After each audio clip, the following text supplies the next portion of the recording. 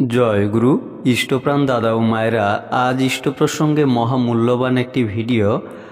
আপনারা প্রত্যেককেই ভিডিওটি শেয়ার করবেন যাতে সবাই এই তথ্যগুলি জানতে পারেন। যাদের যাদের আমাদের বাচ্চা রয়েছে ঘরে এবং প্রত্যেক দাদা ও মায়েদের এই তথ্যগুলি জানা প্রয়োজন।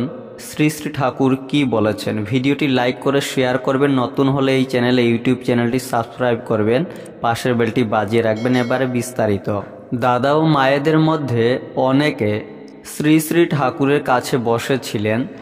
একটি মায়ের কোলে একটি ছেলে ছিল, সে বারবার মুখের ভিতর আঙ্গুল দিচ্ছিল।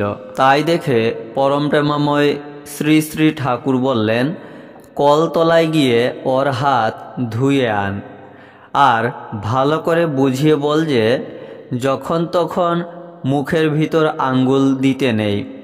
মুখের ভিতর আঙ্গুল দিতে গেলে যে হাত ধুয়ে দিতে হয় এবং দিলে পরে যে হাত ধুয়ে ফেলতে হয় তা বুঝিয়ে দিতে হয়, এবং এটা কেন করতে হয় তাও বলতে হয়।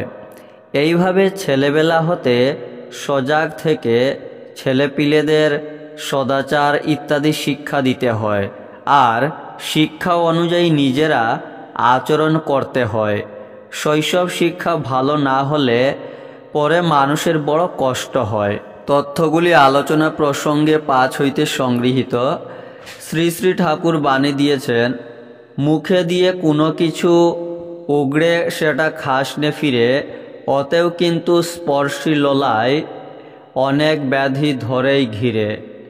নাকে মুখে আঙ্গুল দিয়ে অমনিতা ধুতেই হয়, নইলে কুটিলে রোগের হাতে নষ্ট মানুষ হয়ই হয়। মহামূল্যবান এই তথ্যগুলি শেয়ার করবেন সবাইকে। জয় গুরু।